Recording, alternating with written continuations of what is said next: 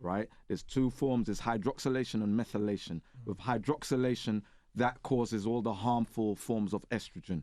And it's down to an enzyme called aromatase. Now, I don't want to get too deep because I'm going to lose people, but this is the stuff for you all to look up so you understand. So methylation actually utilizes estrogen in a positive way. Hydroxylation, which is an addition of an oxygen and hydrogen molecules, causes the issue.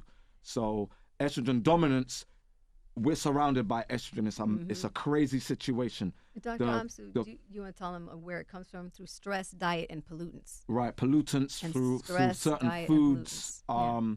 And this is the thing, is that the contraceptive pill, the birth control pill, that's the biggest setup, and it should be a crime for what OBGYNs are doing to especially young black girls, because young black girls, they may have spotting in their cycle, and they'll say, "Oh, we want to regulate your cycle." They do it whether you're You can even take overbleeding. pills to not get your period at all. Right. There you go. So for That always kinda everything, scared me. everything hormonal with black girls, especially, they're saying take the contraceptive pill, take the birth control pill.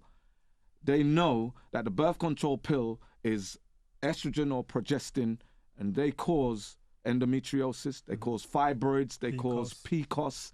And what they do when a girl goes to see a doctor or OBGYN, they say, "Oh, you only got a few fibroids, we're gonna monitor them, don't worry about it, we're just gonna keep an eye on it for now." When they go back, now they're like 8 centimeters, now there's like 40, 50 of them. Then they say, "All right, you need a hysterectomy because it's gonna cause problems," and it's a big setup. So and it's I a think a major key crime. thing here is it's a $1 billion business. Right. It is. You're talking about, let's track it, from the birth control pills, which in her case, they started her at 16 years old, okay? And it masked the symptoms because now she wasn't getting the triggers that her body was telling her it was becoming estrogen dominant, because it was covering up the acne and it was covering up the cramping, heavy cramping. So you're taking the birth control pills all that time. Then now your body, when she was off, she found out her body was developing fibroids to the point where she had a 16-centimeter fibroid, which is large, outside of the uterus, and then one inside and some others, which were now causing infertility. So guess what? Infertility, they want to push you to advanced reproductive technologies like IVF, cha-ching, okay, which is more estrogen treatments, all right? And then in between that, like in my case, right, I had 10 surgeries, 5 of them were for fibroids because the fibroids keep coming back. So what do you suggest for women that have fibroids?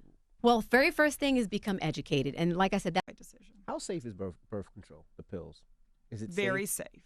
Very safe. Some people say it affects the body differently. It'll stop you in the long run for having kids. It won't do that, but I do think that's why it's really important that, like the birth control pill, that's one. It's not always the best method, and so one of the reasons that Planned Parenthood is important is we can tell you every kind of method, and then you might say, actually, I'd rather something other than the pill.